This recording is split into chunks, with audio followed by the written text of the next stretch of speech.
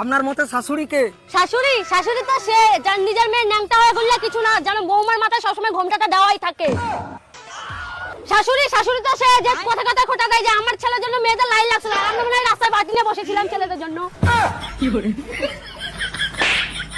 শাশুড়ি তো সে যে কথায় কথায় বলে আমি আমার ছেলেকে কত কষ্ট করে বড় করেছি, আর আমার মা তো আমাকে মিশো থেকে অর্ডার করেছে। শাশুড়ি তো সে তার জামাই যদি তার মেয়েকে ভালোবাসে তাহলে সেটা রামলীলা, আর তার ছেলে যদি তার বৌমাকে ভালোবাসে তাহলে সেটা কালা জাদু।